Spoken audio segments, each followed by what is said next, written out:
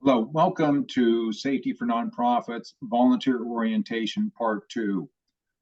This orientation is really the how-to with becoming a volunteer and delivering services for safety for nonprofits.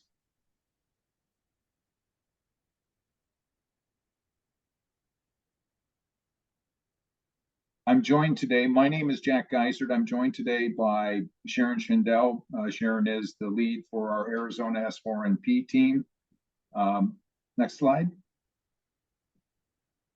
And our goals today is really to give you the tools and set you on your path to delivering services in the community, delivering professional safety and health services to charities in your community. So what we're going to describe is the how to connect with an authorizer, how to complete the code of conduct, and then from there, you're really ready to work as a volunteer, and we set you up with some teams and some buddies. So next slide, please.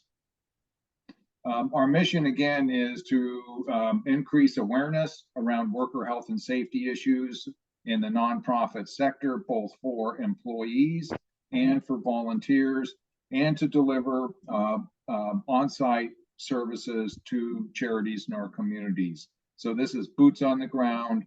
We're working in the local community. Just some examples that follow here, just very briefly. The first example is in Arizona. We have an active team. They've worked with the Heritage Square in Phoenix and have helped with a number of proactive safety programs, including slip, trip, and fall. In the top photo, you can see Sharon delivering some safety training to their staff, and some of the founders and initial S4NP volunteers are in the lower left photo there, Kerry Gurman and Mike Bryant. So the work with this client continues. It's a good example of sustaining support that really supports a continuous improvement program. Next slide. Furniture Bank in the Boston area, an example of over the last several years, advisors with Safety for Nonprofits have supported them to improve their safety practices. They handle a lot of donated furniture. Recently, job safety analysis has been completed on 2 pieces of mechanical equipment, a garage door leveler and a scissor lift shown in the lower right photo. So this is just examples, again, of the type of support. They needed the technical support, and under the auspices of Safety for Nonprofits, we're able to give them pro bono services that helps them be safer and better. Next slide. The Mesa Global Sharing is a recent client. We just delivered forklift training. Cassie Braun, who's one of the leaders out of the Colorado team, delivered services in the last month here. So they received donated medical equipment, used medical equipment. They containerize it and ship it to Africa, where there's a tremendous need. So again, an example of Safety for Nonprofit volunteers delivering services and making the operation safer and better. Next slide. So, one of the things I'd say, and again, Sharon, jump in when your slide is up here, but we're open for business.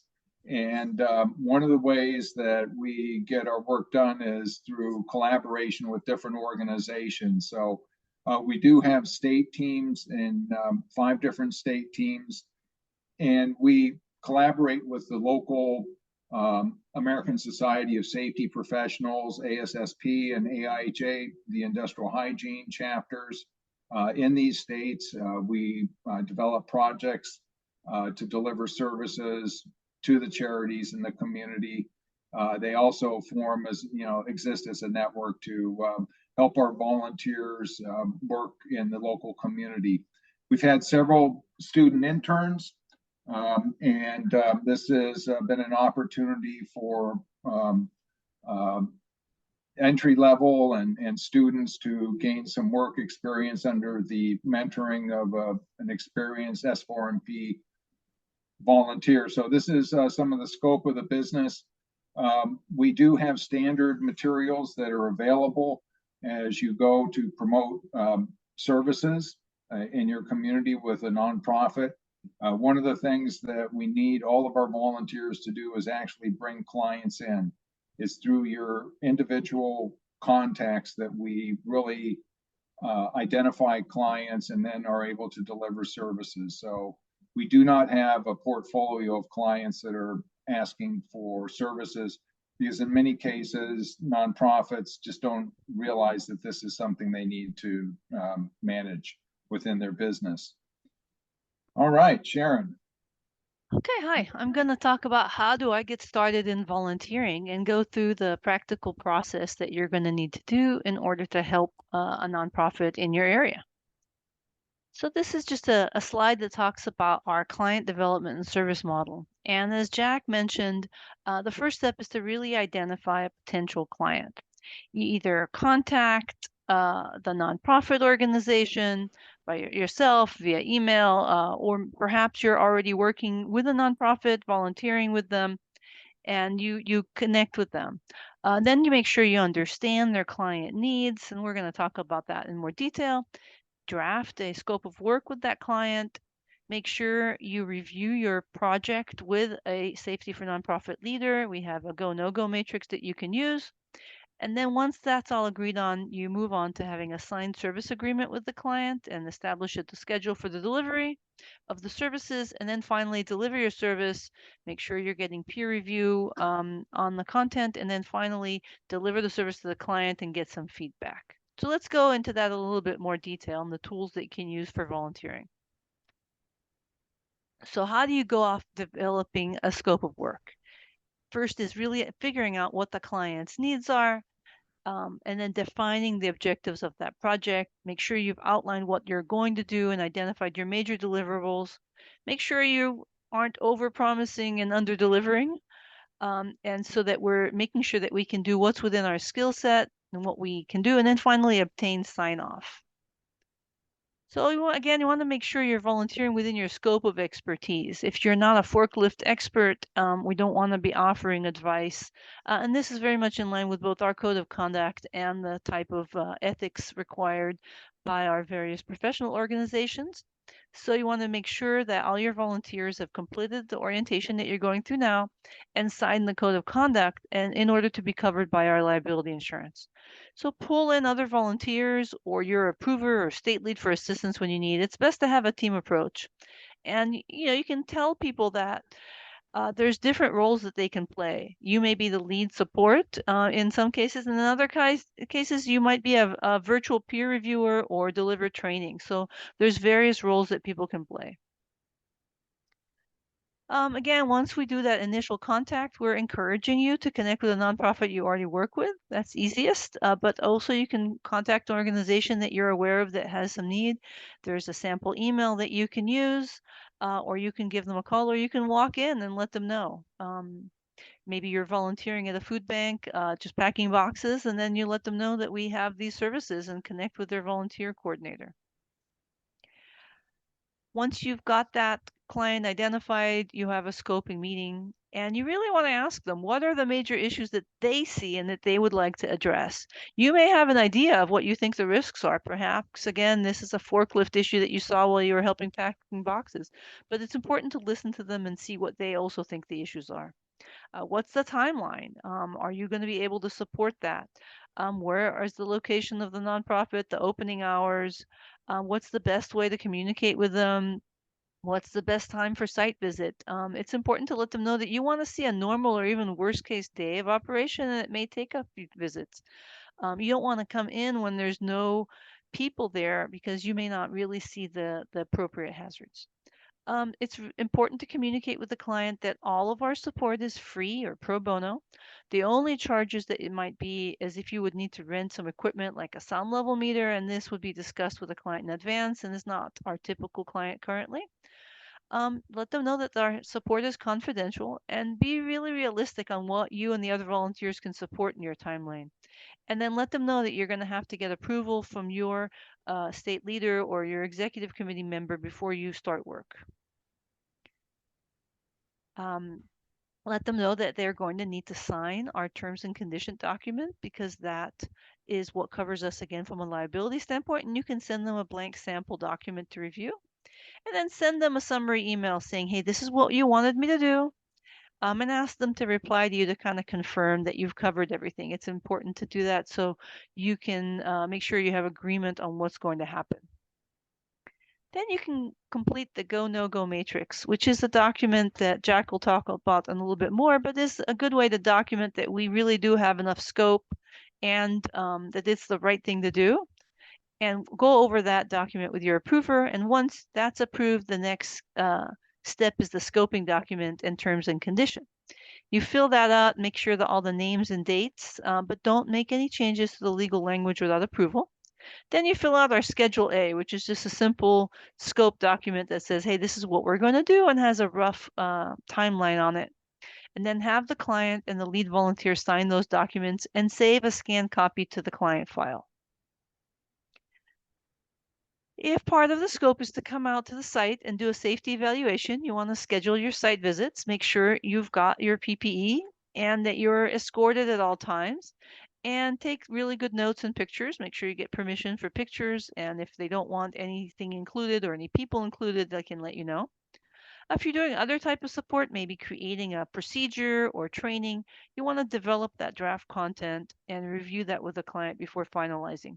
We already have in place templates for job hazard analysis, risk assessments, and other documents available to you to make it easier for you.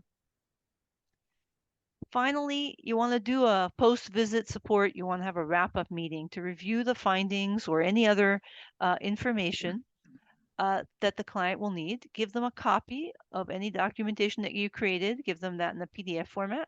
And then keep a copy of that documentation within our documentation systems. And then finally, let them know how to contact you if they have any ongoing or would like additional support. Sometimes you may make recommendations, and you can let them know that you're available to also help them with the implementation if it's appropriate. So Jack, I'm letting you take it away here for the toolkit. Okay, thank you, Sharon. Very, very well stated. There are several tools that once you get connected up with your authorizer, your state team leader, they're going to point you in the direction and give you authorization to access a toolkit. And there's some certain standard tools that we have here, and including a safety 101 training program. So we tried to share across our network for tools that can be used to support our clients. So one of the frameworks that we operate under is this guidelines for managing our operations. It's a handbook. And this is available on our shared drive right now. We're using Google Suites. But again, your state leader will point you in the direction of this.